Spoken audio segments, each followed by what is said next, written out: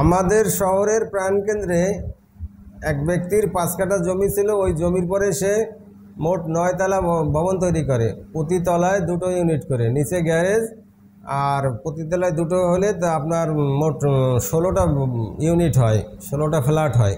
এই ফ্ল্যাটগুলো উনি পরবর্তীতে দাম বিক্রি করে দেয়। 16 জন ক্রেতা 16টা ফ্ল্যাট কেনে, তারা বসবাস শুরু করে দেয়। কিন্তু এই ক্রেতারা কেউ রেজিস্ট্রি করে নিজ নামে রেজিস্ট্রি করে নিতে হবে এটার খেয়ে গুরুত্ব দেয় নাই, বোঝে নাই। বিক্রেতা বিক্রি করে কানাডায় চলে গেছে।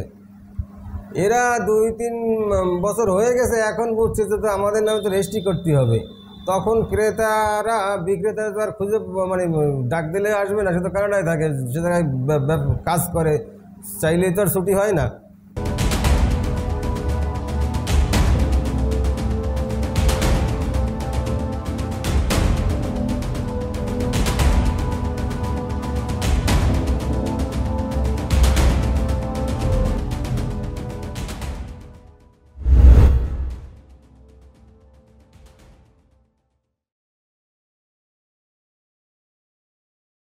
আমরা অনেকেই জানি না যে এমনি বাজার থেকে যে একটা মুরগি কিনে নিয়ে আসি কিংবা একটা গরু কিনে নিয়ে আসি, একটা ছাগল কিনে নিয়ে আসি, টাকা দেই, বিক্রেতারে বলি যে ভাই কত দাম, এত নাও, হয়ে যায়।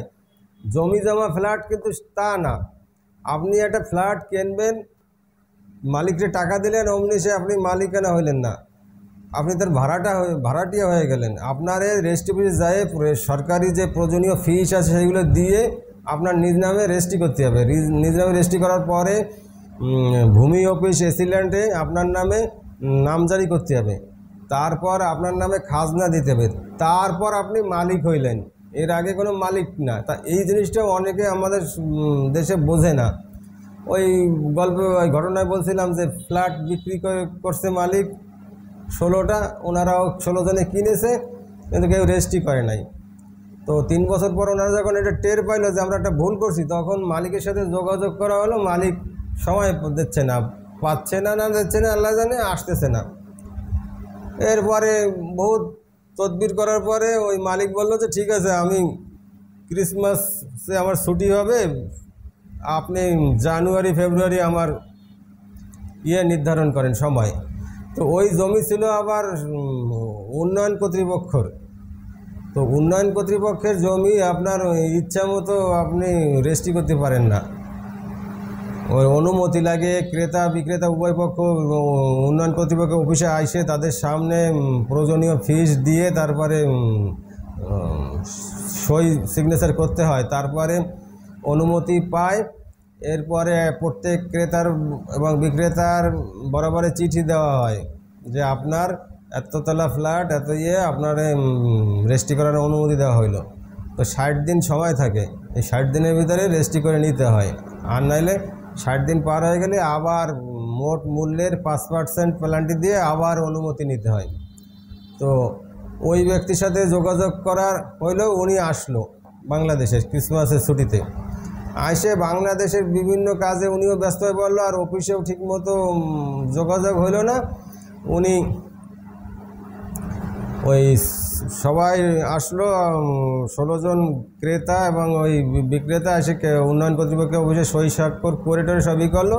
এরপরে 60 দিনের সময় দিয়ে চিঠি দেওয়া হলো যে এর ভেতরে আপনারা রেজিস্ট্রি করে নেন। কিন্তু উনি বাংলাদেশে পৌঁছানোর পর এই মানে প্রস্তুতি নিতে নিতে ওনার আপনার প্রায় মাস দেড়েক হয়ে গেল। তো মাস দেড়েক হয়ে গেলে এদিকে অনুমতি পাইতে পাইতে একেবারে আর মাত্র 7-8 দিন হাতে আছে। এখন এই 7-8 দিনের ভিতরে অনেকে প্রয়োজনীয় যে খরচ, রেজিস্ট্রেশন খরচ, এগুলো জোগাড় করতে পারে নাই।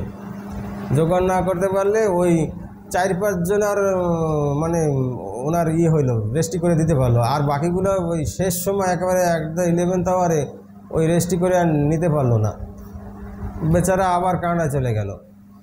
5 জন মোট রেজিস্ট্রি করতে পারলো, আর বাকি 11 জন পারলো না। এরপরে এরা আবার ওনার সাথে যোগাযোগ করলো যে আপনি ভাই তাই আগামী বছর কবে আসবেন। সে বলো আগামী বছর তো আসতে পারবো না, তারপরে সময় হলে জানাবো। এইভাবে তারা আসলো, তারপরে রেজিস্ট্রি করে নিল। অনেক সমস্যার সমাধান করে তারপরে। তো আমার কথা হলো, এই যারা ফ্ল্যাট কিনতেছেন কিংবা সম্পত্তি কিনতেছেন, এরা বিক্রেতারে বলবেন যে ভাই কিছু টাকা বাকি রাখো, আমি দিয়ে দেবো, কিন্তু রেজিস্ট্রি করে নেবেন। অনেকে বোঝে না রেজিস্ট্রির গুরুত্ব, যার কারণে মালিকরে টাকা দিয়ে দেয়, কিন্তু রেজিস্ট্রি করা বোঝে না। মালিক টাকা পাওয়ার পর যদি মরে যায়, তা ওই তার ওয়ারিশটা মালিক হবে, জীবনে আপনার এই জমি ছাড় দেবে না। তারা বলবে তো আমাদের জমি। এই জন্য ক্রেতাদের উচিত টাকা শোধ করলেই মালিক হয় না, রেজিস্ট্রি করতে হয়। তো সেই রেজিস্ট্রিটা আগে করার চেষ্টা করবেন, বাকি কিছু টাকা থাকলে পরে শোধ করেন, সমস্যা নাই।